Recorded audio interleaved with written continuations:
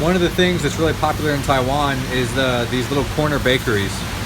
Basically, they're all over the place. Damn near every street, at least on one corner, there's one of these what we call bakeries. But you walk in, you grab a tray, kind of like in a cafeteria, and then you just walk up the line and start loading up anything you want. And when you get to the cash register, you just hand it over and you pay. But it's all really cheap by American standards.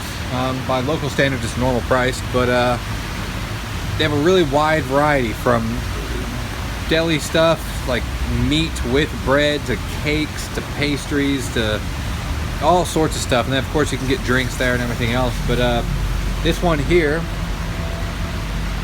I don't know if you can see it, but it's called FM Station. I'll show you what the inside of it looks like here.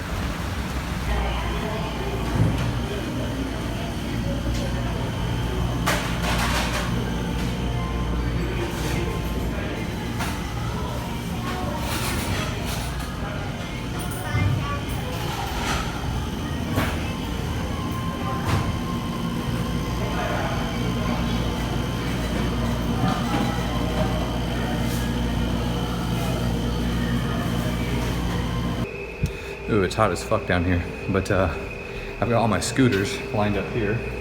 We've got my Sim RV 180cc maxi scooter. That's like my daily driver. This is a PGO Tigra 150. Really fucking fast, actually. This was a Kimco Cobra 150, or sometimes they call it Top Boy. And not 150, it's a 100cc, but it's two-stroke. And this is a Yamaha BWS 100 two-stroke. These two are project bikes.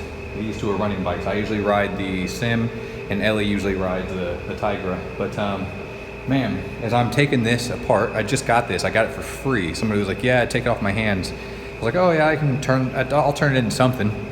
As I'm taking this thing apart to kind of look it over, I realized that it's got brand new tires on it. And I don't mean pretty new. I mean they've still got the nipples on them. Brand new tires. The fenders look like they're also brand new, oddly enough. And as I'm back here messing with the rear end, I noticed the rear suspension is shiny and brand new. It's got a brand new rear shock. So I'm starting to think that there's going to be a lot of good salvageable parts from this bike.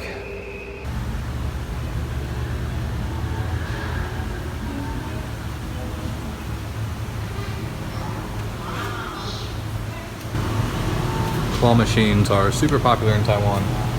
They've always been pretty popular, but like this past year, they've really exploded. Suddenly, every empty building, every empty spot, everywhere you look, just claw machines.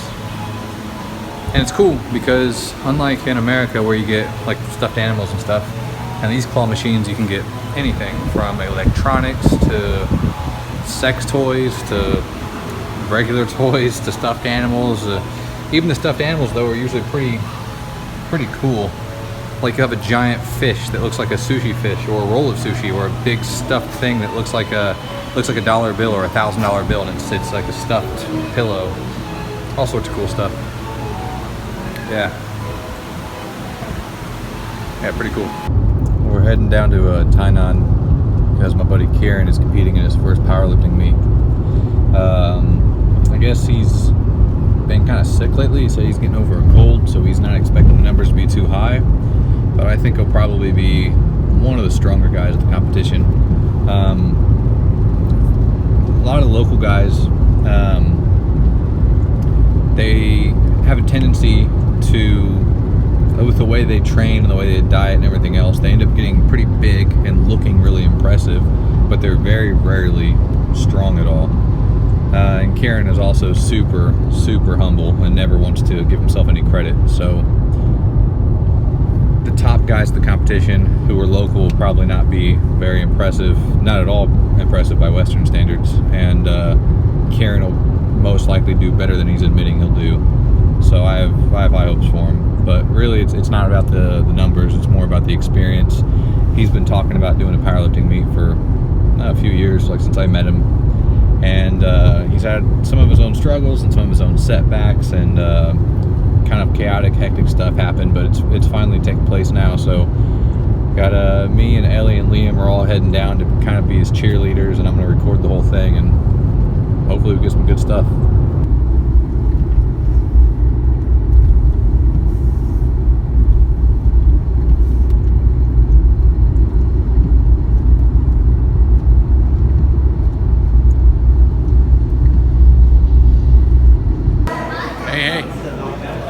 Lifting today, Kieran. Yes, absolutely. What's the plan? Gonna go a little bit conservative on squat. Gonna go safety on bench, and then go all out on deadlift. Good plan. I don't compete anymore, but I'm getting back in this environment, and I'm starting to get a little bit of that twinge, a little bit of that bug starting to bite me. So maybe next meet that Kieran competes in, maybe we'll be here together, competing next to each other. That'd be pretty cool. Awesome. Yeah.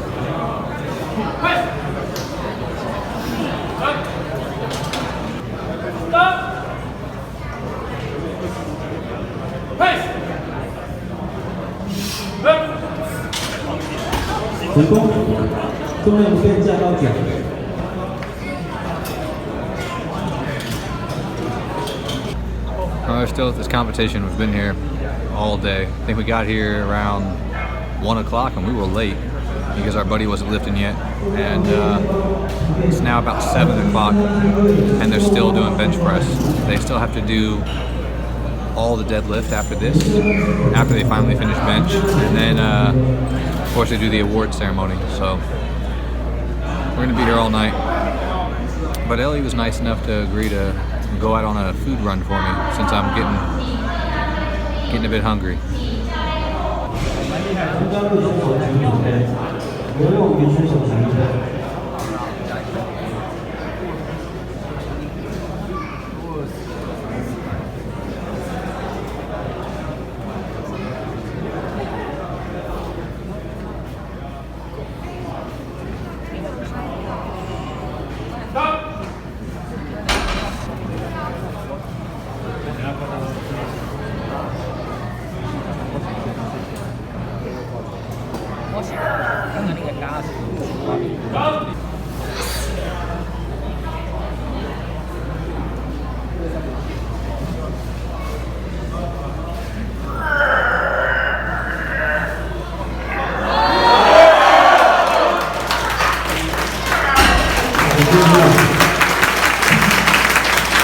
Competition is finally over. What's that? Kieran, how do you feel?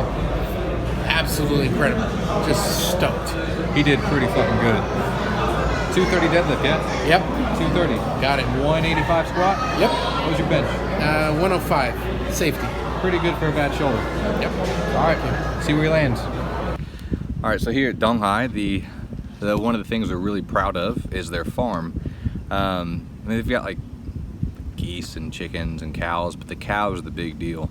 They've got a bunch of cows covering a bunch of land, and they have a whole milk production thing here. So you can buy at a little local shop here on campus this absolutely as fresh as it gets milk that was made right here, like 100 feet away from where I'm sitting right now. I've never had it before either, so I'm looking forward to trying that. And here's some ice cream made with that same milk.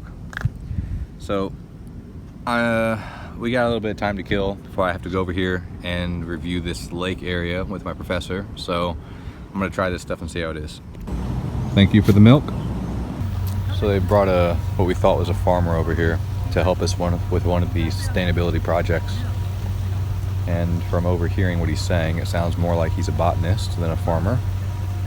And he doesn't care about sustainability, he cares about preservation. And he's completely derailing everything that we're trying to do. At least the view is nice. That's a good news.